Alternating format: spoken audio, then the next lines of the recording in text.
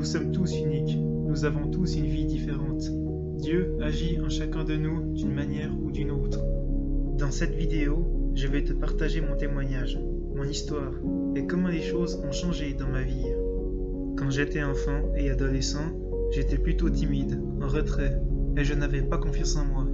Mais quelque chose me rendait différent. J'étais ouvert à la spiritualité, au monde spirituel. Ça m'intéressait. Je cherchais quelque chose, des réponses. En réalité, je me cherchais. Je cherchais à savoir qui j'étais. Je cherchais mon identité. J'ai rencontré plusieurs personnes qui m'ont parlé de Dieu, de Jésus.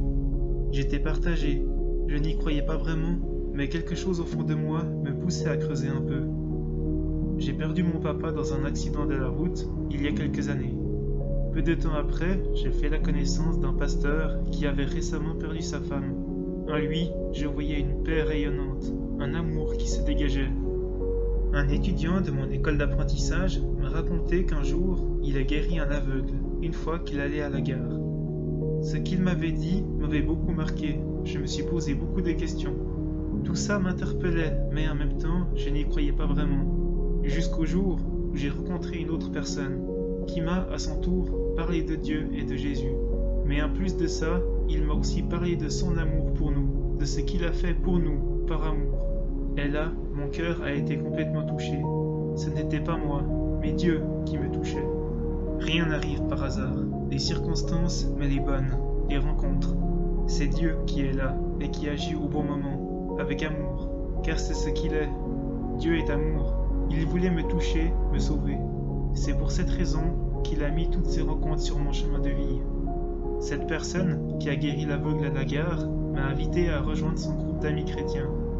J'étais étonné de voir une cinquantaine de jeunes qui aimaient Jésus, tous des gens de mon âge, alors que je ne pensais pas qu'un tel groupe existait. J'ai compris que cette spiritualité, cette identité que je cherchais, je ne pouvais la trouver qu'en Jésus. Jésus, c'est la vie. Il n'est pas venu pour nous juger, ni pour nous condamner, nous punir, mais il est venu pour que nous soyons sauvés, parce qu'il nous a aimés depuis le début. J'ai commencé à prier, seul dans ma chambre. Ce n'est pas un truc de religieux. La vraie prière se fait avec le cœur, en parlant normalement, comme si tu t'adresses à quelqu'un, un ami ou un membre de ta famille. Je lui ai dit, Jésus, je te donne ma vie, je veux te suivre. Est-ce vrai tout ce qu'on m'a dit sur toi, que tu donnes la paix, la joie à l'intérieur de nous, ton amour? Après plusieurs jours de prière sincère, j'ai commencé à ressentir tout ce dont on m'avait parlé. J'ai goûté et j'ai été rempli de cette paix, de cette joie et de son amour. J'ai été rempli du Saint-Esprit. Et je peux te dire qu'il n'y a rien ni personne qui peut te procurer ça, au point d'en pleurer.